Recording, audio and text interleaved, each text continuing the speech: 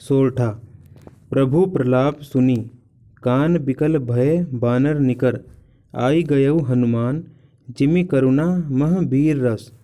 अब इसमें जो कठिन शब्द दिए हुए हैं वो उनका अर्थ पहले देखते हैं।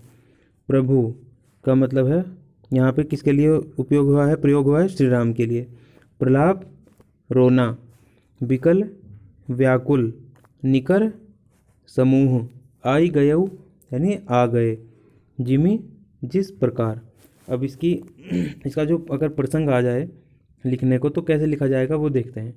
प्रभु श्री राम लक्ष्मण को देखकर विलाप कर रहे थे कि तभी हनुमान जी बूटी लेकर, संजीवनी बूटी लेकर आ जाते हैं। उस समय के वातावरण का वर्णन इस छंद में किया गया है।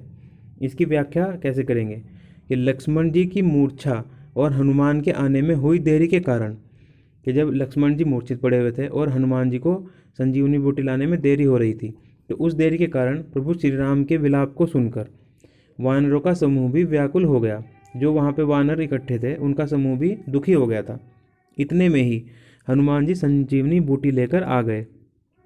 लक्ष्मण के जीवित होने की आशा में वानर समूह में प्रसन्नता जाग उठी, यानी कि जो वानर समूह है वो खुश हो गए। तुलसीदास ने इस भाव परिवर्तन को इस सोरठे में दर्शाया है। अब इसका सौंदर्य बोध हम देखते हैं। भाव परिवर्तन का उत्कृष्ट उदाहरण है प्रभु प्रलाप में अनुप्रास अलंकार का प्रयोग है। प्रभु प्रलाप में अनुप्रास अलंकार है। इस सोरठे की भाषा अवधी है और इसमें छंद क्या है, सोरठा। ये पता, ये सोरठा है। हर्षि राम भेटेऊ हनुमाना, अति कृतज्ञ प्रभु परम सुजाना, तुरत बैद तब कीन्हि उपाई, उठी बैठे लक्ष्मण हर्षाई। हृदयम लाई प्रभु भेंटेऊ भ्राता, हर्षे सकल भालू कपि ब्राता। कपि पुनि बैद तहाँ पहुँचावा, जेहि विधि तबहि ताहि लई आवा। यह वृतांत दसानन सुनेऊ, अति विषाद पुनि पुनि सिर धुनेऊ। व्याकुल कुंभकर्ण पहि आवा, विविध जतन करी ताहि जगावा। अब इसमें जो कठिन शब्द हैं उनके अर्थ जानते हैं। हर्ष, हर्ष का अर्थ होता है प्रसन्न होकर। कृतज्ञ यानी कि कृतज्ञ भाव से। भेटेऊ, भेंट की। भेटेऊ का मतलब होता है भेंट करना। सुजान का मतलब चतुर। सुजाना यानी सुजान का मतलब चतुर। वैद का मतलब वैद्य। उपाय, उपाय। हर्षाई यानी प्रसन्न हो गए, खुश हो जाना। भ्राता का मतलब होता है भाई। सकल सारे यानी कि सभी। कपि का मतलब वानर। भ्राता समूह, झुंड। लई आवा यानी कि ले आए। वृतांत यानी कि विवरण। दशानन रावण। विषाद दुख, अति विषाद यानी कि बहुत दुख। सिर धुनेऊ यानी पछताना, सिर पीटना। व्याकुल दुखी। जतन प्रयत्न या फिर उपाय। अब हम इसकी व्याख्या करेंगे।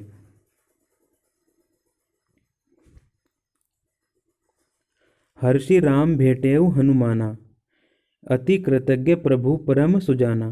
तुरत बैद तब कीन्ही उपाई, उठी बैठे लक्ष्मण हर्षाई। प्रभु राम ने हर्षित होकर हनुमान को गले से लगा लिया। परम सुजान यानी कि चतुर प्रभु राम हनुमान जी के प्रति अत्यंत कृतज्ञ हुए। अति कृतज्ञ प्रभु परम सुजाना यानी कि हनुमान जी के प्रति अत्यंत कृतज्ञ हुए। तब वैद्य सुषेण ने लक्ष्मण की चिकित्सा का त्वरित उपाय किया। तुरंत वैद्य तब कीन्ही उपाय यानी कि तब वैद्य ने तुरंत ही चिकित्सा का उपाय किया। उठी बैठे लक्ष्मण हर्षाई, जिससे कि लक्ष्मण जी हर्षित होकर उठ बैठे। आगे, हृदयम लाई प्रभु भेटेऊ भ्राता, हर्षे सकल भालू कपि ब्राता। कपि पुनि बैद तहाँ पहुँचावा, जेहि विधि तभी ताहि लई आवा। प्रभु राम ने भाई लक्ष्मण को हृदय से लगा लिया। हृदयम लाई प्रभु भेटेऊ भ्राता के भाई को, भाई लक्ष्मण को हृदय से लगा लिया।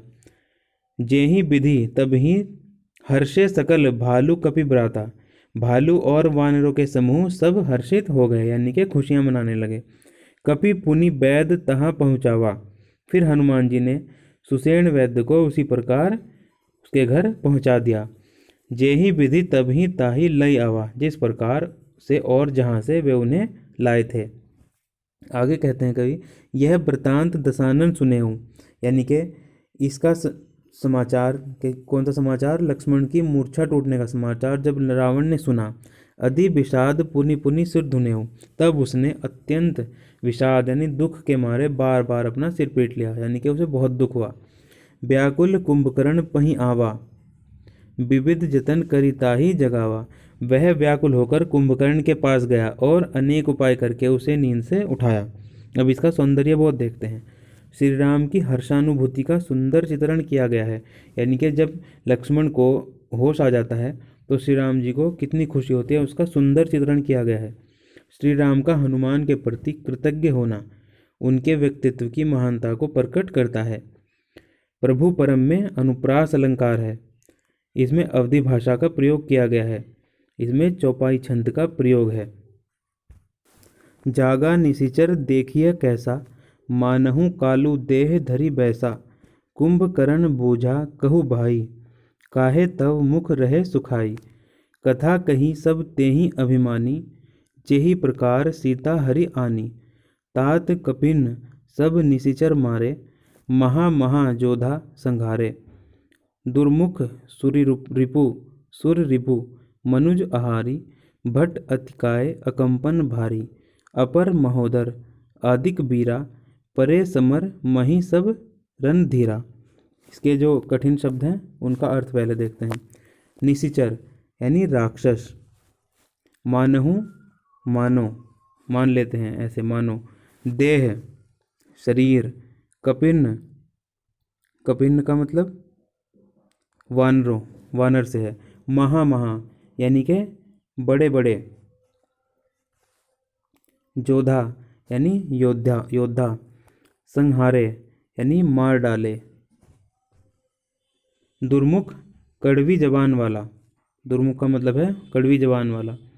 सुर रिपु देवताओं का शत्रु, सुर रिपु किसे कहते हैं, देवताओं के शत्रु को। भट्ट योद्धा, भट्ट भी योद्धा को कहते हैं, जोधा भी योद्धा को। अतिकाय बड़े शरीर वाला। महोदर बड़े पेट वाला। समर यानी के युद्ध, और रणधीरा युद्ध में अविचल। अब इसका अगर प्रसंग आ जाए लिखने को तो वो कैसे लिखेंगे ये देखते हैं। लंका के वैद्य सुषेण के उपचार से जब लक्ष्मण जी स्वस्थ हो गए और रावण को यह समाचार प्राप्त हुआ तो उसे अत्यंत दुख हुआ, क्योंकि उसकी कुटिल चाल व्यर्थ चली गई थी। अब हम इसकी व्याख्या करते हैं। जागा निशिचर देखिए कैसा, मानहु कालू देह धरी पैसा। कुंभकर्ण बूझा कहु भाई, काहे तव मुख रहे सुखाई। यानी कुंभकर्ण जाग गया अर्थात उठ बैठा।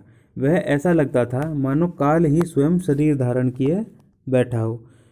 मानहु कालू देह धरी बैसा, यानी कि जैसे ऐसा लग रहा था जैसे कि काल ही यानी मौत ही स्वयं शरीर धारण करके बैठ गई हो। कुंभकर्ण बूझा कहु भाई, फिर कुंभकर्ण ने रावण से पूछा कि हे भाई, कहो तुम्हारा मुख क्यों सूख रहा है। कही तव मुख रहे सुखाई, यानी कि तुम्हारा मुख क्यों सूख रहा है अर्थात तुम्हें क्या कष्ट है। कथा कही सब तेहि अभिमानी, जेहि प्रकार सीता हरि आनी।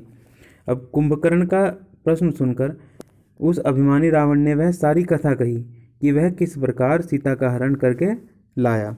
तात कपिन सब निशिचर मारे, यानी कि फिर कहा हे तात, वानरों ने सब राक्षस मार डाले हैं। महाजोधा संघारे, उन्होंने हमारे बड़े बड़े योद्धाओं का भी संहार कर डाला है। दुर्मुख सुर रिपु मनुज आहारी, भट्ट अतिकाय अकंपन भारी।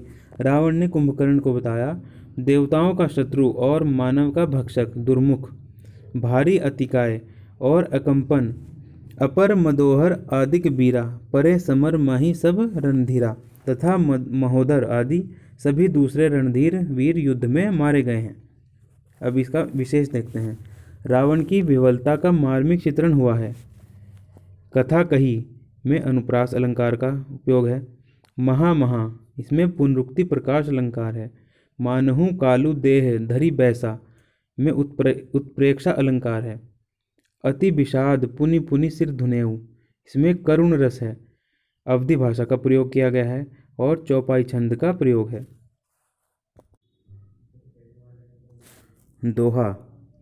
सुनी दसकंधर बचन तब कुंभकर्ण बिलखान, जगदम्बा हरि आनी अब सठ चाहत कल्याण। लक्ष्मण मूर्छा टूटने के बाद रावण की दशा तथा कुंभकर्ण से उसके वार्तालाप का इस अंश में वर्णन किया गया है। यानी जब लक्ष्मण की मूर्छा टूट जाती है, वो होश में आ जाते हैं, तो उसके बाद रावण की क्या दशा है और कुंभकर्ण से उसकी क्या बात होती है, इसका वर्णन इसमें किया गया है इस दोहे में। अब इसके कुछ कठिन शब्द हैं, उनके अर्थ देख लेते हैं। दसकंधर, दसकंधर यहाँ रावण के लिए प्रयोग किया गया है। बिलखान का अर्थ है रोने लगे, यानी बिलखना, रोना। सठ, सठ का मतलब है दुष्ट। अब इसकी व्याख्या देखते हैं। सुनी दसकंधर बचन तब कुंभकर्ण बिलखान, यानी रावण से संपूर्ण वृत्तांत सुनकर, यानी कि रावण से पूरी बात सुनकर कुंभकर्ण दुखी हो जाता है और बिलख कर कहने लगता है कि अरे मूर्ख, जगदम्बा हरि आनी अब सठ चाहत कल्याण। अरे मूर्ख, जग जननी सीता का अपहरण करके ले आया है, कि तू जगत जननी सीता को तो अपहरण करके ले आया है, और अब क्या तू कल्याण चाहता है, अर्थात क्या अब तेरा हित होना संभव है, अब तेरा अहित होना ही संभव है। इसका सौंदर्य बोध क्या है वो देखते हैं। कुंभकर्ण ने रावण के कार्य को अनुचित बताया और सीता को जगत माता माना है। इसमें अवधि भाषा का प्रयोग किया गया है और दोहा छंद का प्रयोग किया गया है।